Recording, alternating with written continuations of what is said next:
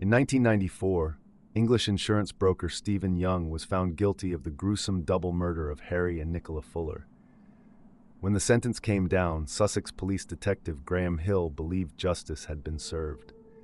The couple had been found dead on the floor of their home a year earlier, with Nicola shot 3 times and Harry shot in the back at close range. The lead investigator on the case, Mr. Hill, said the verdict, which followed a 5-week jury trial, marked the end of a difficult period. There was relief the case was finished, he said. Obviously, all people that are involved in the prosecution were pleased the verdict was one of guilty, because there's, as you can imagine, a huge amount of work goes into that.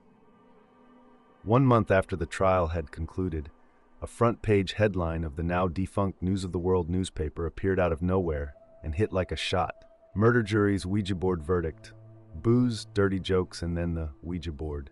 The report quoted the youngest member of the jury, 24-year-old Adrian, who said 4 jurors had tried to consult the spirits of the dead while locked overnight in Brighton's Old Ship Hotel. As the other jurors slept, the small group sat on the floor around a crude Ouija board they had made from a piece of paper and a hotel room wine glass. They each put a finger on top of the glass and asked the spirit to guide the glass over letters of the alphabet and the words yes or no. One juror, Ray, took charge of addressing the spirit, which identified itself via the glass as Harry Fuller. Ray asked, "Who killed you?" The glass spelled out, "Stephen Young done it." He said, "How?" The glass spelled, "Shot." As the jurors discussed what they should do, the glass spelled out, "Vote guilty tomorrow." By the end of the seance, some of the jurors were crying. A few jurors would later say they felt they had gone too far. The group retired to their rooms and agreed not to tell the others what they had done. Just a few weeks later, their actions were causing controversy around the world. Graham Hill still remembers his disbelief when his neighbor passed him the newspaper front page over the garden fence. Probably your initial thought would be, "Well, it'll prove that it's a lot of old nonsense," he said. The headline was just the beginning of a case which would become one of the most high-profile examples of juror misbehavior in the world. Although they don't always try to make contact with ghosts, juror misbehavior is not uncommon. When juror misbehavior prompts a retrial, it can have a high cost, and with particularly traumatic cases, the retrial entails putting everyone, the judge and their staff, the accused, the complainant, witnesses, and jurors, back through the process again. Following the revelations in the News of the World, the UK Court of Appeal quashed the double murder conviction of Stephen Young and ordered a new trial. After a 5-week hearing in December 1994, the jury found Stephen Young guilty again. Responding to the Court of Appeal's decision, Nicola Fuller's father said the Ouija jurors made a complete joke of our daughter's death. Decades after his involvement with the investigation, Graham Hill said he agreed with this assessment. "I think it was. I'm using the word stupid, but it's far worse than that," he said. "This is making an absolute mockery, and it's the most serious type of trial you can ever have. There is no element of humor in it at all.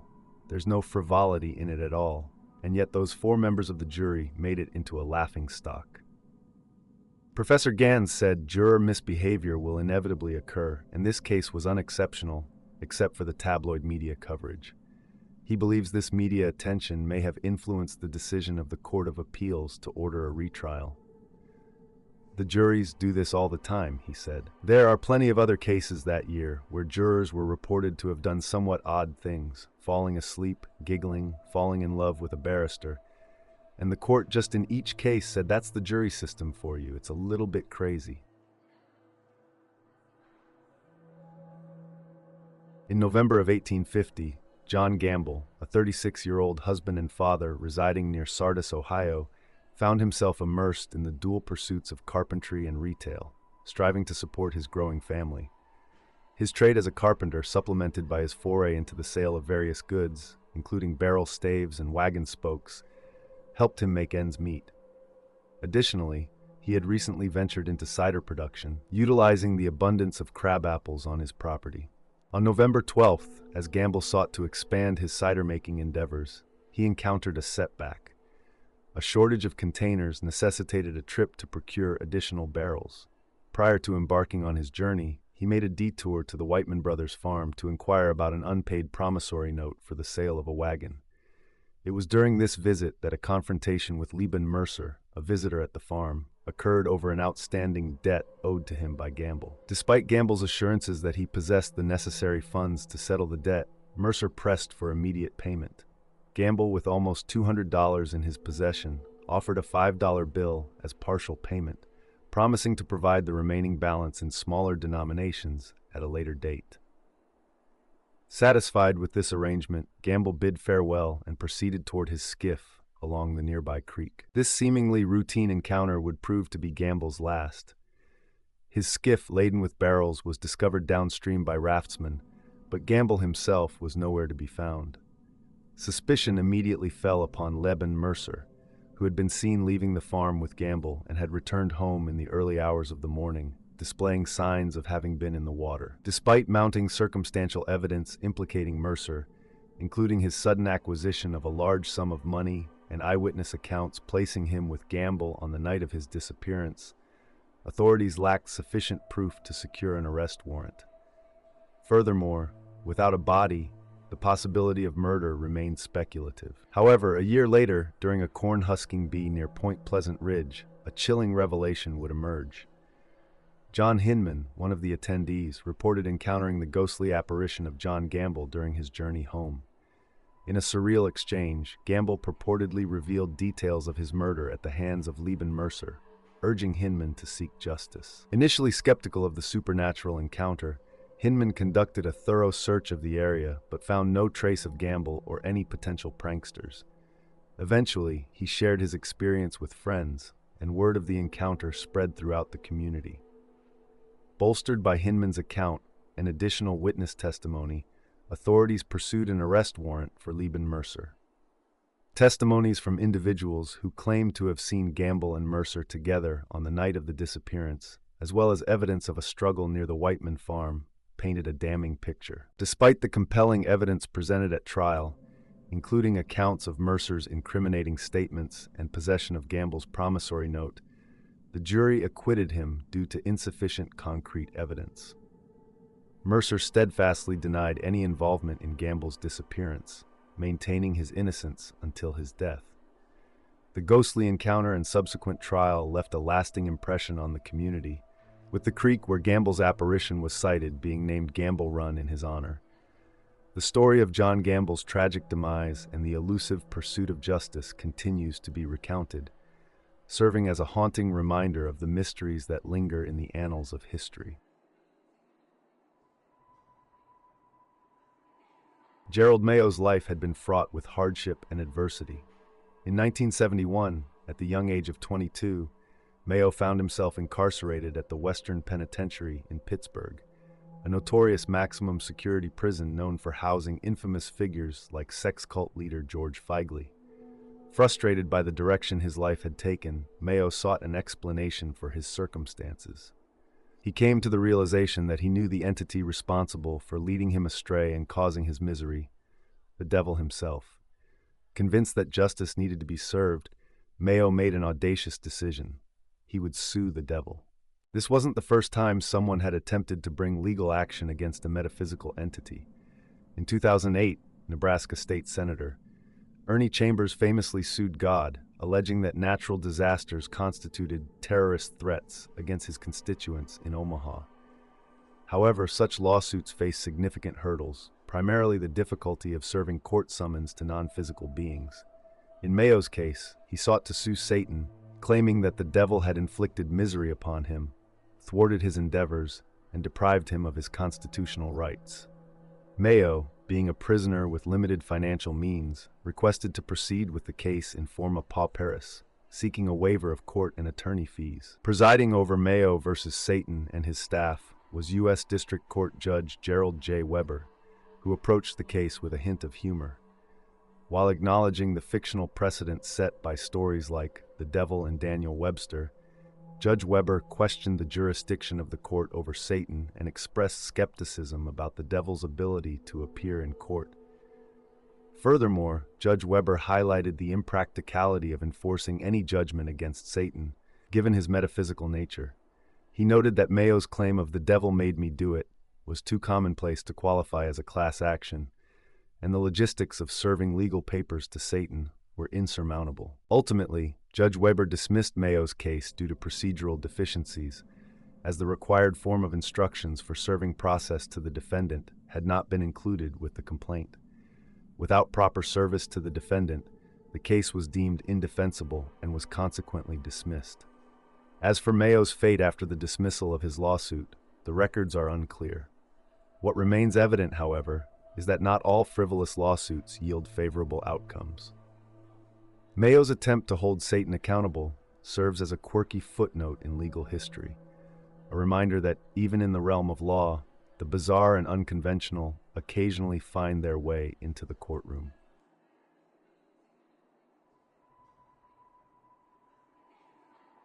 In November and December of 1803, rumors began circulating in the parish of Hammersmith, west of London, about a terrifying ghostly apparition haunting the district's dark streets at night. Some witnesses described it as wearing a white sheet, while others claimed it appeared in the skin of an animal, such as a calf's hide. The sensational story quickly spread, akin to later tales like the Plaistow Ghost of 1889, sparking fear and intrigue among the locals. Determined to confront the specter once and for all, groups of young men armed themselves with pistols and rifles and roamed the lanes of Hammersmith at night. Among these ghost hunters was Francis Smith, a 29-year-old excise officer. On the night of January 3, 1804, armed with a fowling piece, Smith ventured into the darkness of Black Lion Lane to search for the troublesome wraith. Simultaneously, 22-year-old Thomas Millwood, a bricklayer, left his parents' house on Black Lion Lane to meet his wife, who was ironing at the home of a local outrider. Thomas was dressed in his typical work attire, including white canvas trousers, a white apron, a white waistcoat, and a white shirt. At the junction of Black Lion Lane and Beaver Lane, Smith encountered Thomas Millwood. Having consumed a liberal amount of alcohol, Smith mistook Millwood for the Hammersmith ghost and exclaimed, "Who are you? What are you? Damn you, I will shoot you." The ghost remained silent and advanced towards Smith, who, in a state of terror, raised his fowling piece and fatally shot Millwood. Smith promptly informed the night watchman, William Girdler, of the incident. William arrived at the scene to find Millwood's lifeless body in the dark lane. Smith was instructed to return home, while William and other men transported Millwood's body to the Black Lion Inn. At the subsequent inquest held at the Black Lion, the jury concluded that Thomas Millwood had been willfully murdered by Francis Smith. The coroner ordered Smith to stand trial at the Central Criminal Court, commonly known as the Old Bailey. At the trial, Smith was convicted of murder, and the recorder sentenced him to death. However, a stay of execution was secured, and Smith later received a pardon from the king on the condition that he serve 1 year in prison. The tragic incident of mistaken identity and fatal misjudgment left a lasting mark on the community of Hammersmith and serves as a cautionary tale of the consequences of fear-driven actions.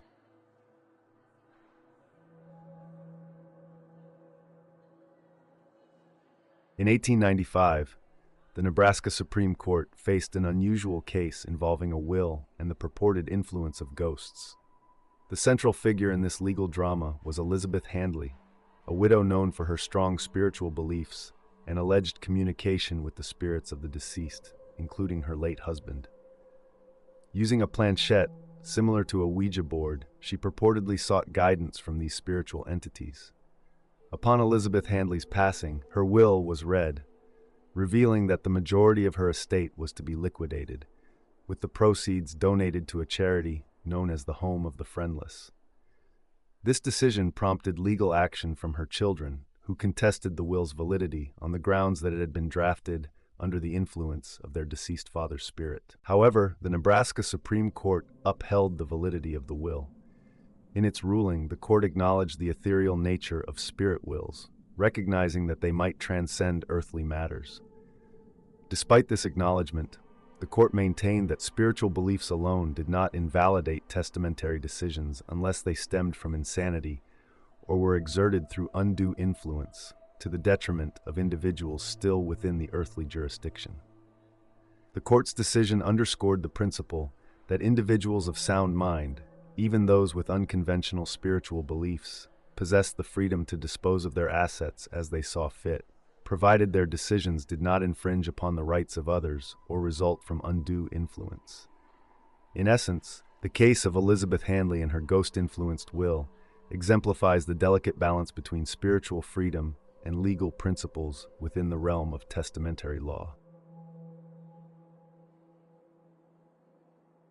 On February 16, 1981, the quiet town of Brookfield, Connecticut, was rocked by a shocking crime that would become the center of one of the most bizarre legal battles in American history.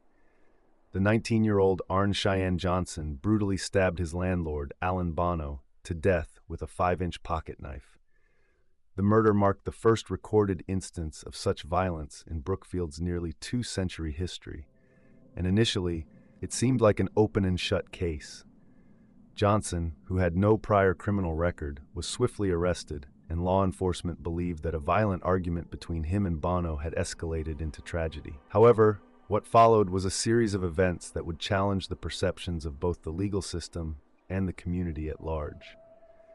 Johnson's defense team, led by attorney Martin Minnella, introduced an extraordinary claim that Johnson had been influenced by demonic forces to commit the murder.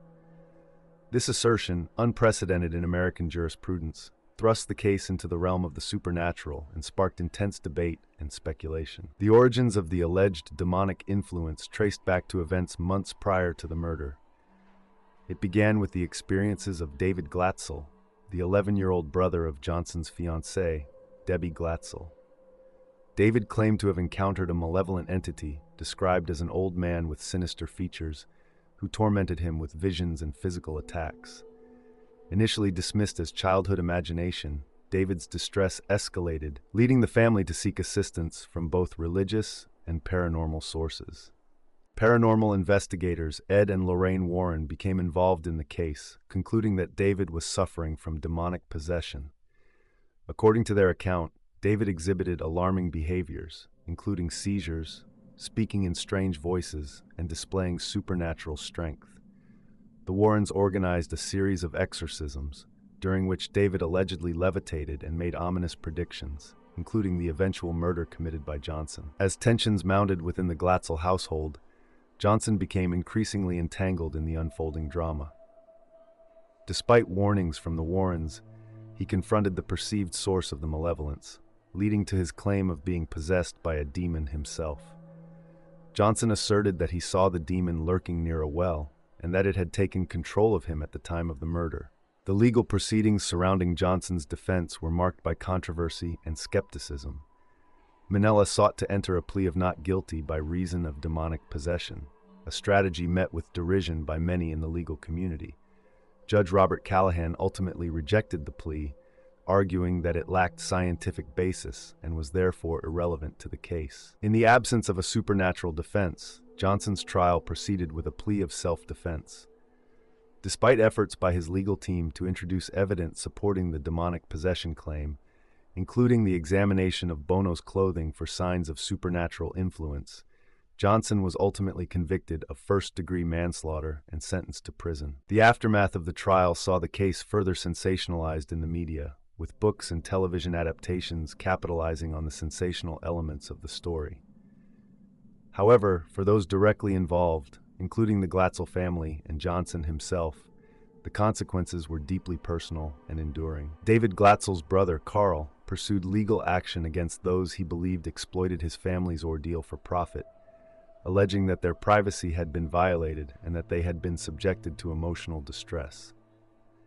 Meanwhile, Johnson served a reduced sentence and eventually reunited with his fiancée, Debbie, who reflected on the tragedy with a mixture of sorrow and caution. The true story behind the events of February 16, 1981, continues to fascinate and disturb to this day, inspiring works of fiction and prompting broader questions about the intersection of faith, psychology, and the law. While the legal system may have rendered its verdict, the lingering specter of demonic possession ensures that the case of Arne Cheyenne Johnson remains an enigma, haunting the collective imagination with its unsettling implications. In Orlando, Florida, A seemingly ordinary dispute over a lease agreement has taken a bizarre turn as allegations of ghostly apparitions have emerged, leading to a legal battle between the landlord and the tenants. The backdrop to this peculiar saga is a downtown shopping complex at Church Street Station, where restaurateurs Christopher and Yoko Chung have found themselves at odds with the property owner. The Chungs, proprietors of the nearby Amura Japanese restaurant, had plans to expand their business by moving into a larger space within the complex. However, upon encountering what they claimed to be supernatural entities during renovations, they expressed their inability to fulfill the terms of their lease. This revelation prompted an unexpected response from the landlord, who offered to arrange an exorcism of the property in an attempt to resolve the situation. Despite the apparent levity with which some have regarded the matter, the landlord remains steadfast in their pursuit of financial compensation, citing substantial investments made in the renovation of the building. David Simmons, representing FF Station, emphasized the seriousness of the situation, stating, "We expect to get paid." The crux of the dispute lies in the differing beliefs and interpretations of the events unfolding at the property. Lynn Franklin, legal counsel for the Chungs, asserted that Mr. Chung's religious convictions as a Jehovah's Witness compelled him to avoid any association with spirits or demons. She contended that the landlord had failed to disclose the alleged paranormal activity on the premises, further complicating matters. In response, Mr. Simmons expressed incredulity at the notion of ghosts affecting the lease agreement, questioning the validity of the Chung's claims. He dismissed suggestions that Jehovah's Witnesses do not believe in ghosts, urging clarification on the nature of the alleged spirits. Meanwhile, Emilio San Martin, owner of Orlando Ghost Tours, provided his own perspective, attributing the ghostly sightings to the spirits of children who met tragic fates on the property long ago. The legal wrangling intensified as both parties dug in their heels. The Chungs, mindful of their reputation and the well-being of their employees, sought to navigate the situation with dignity and respect for all involved. However, Mr. Simmons characterized their actions as a thinly veiled attempt to renege on their contractual obligations. As the dispute played out in court, the focus shifted to the veracity of the claims regarding paranormal activity. The lawsuit filed by the landlord categorically denied the existence of any supernatural phenomena on the premises, challenging the Chung's assertions. Amidst the legal maneuvering and conflicting narratives, the true nature of the events at Church Street Station remained elusive.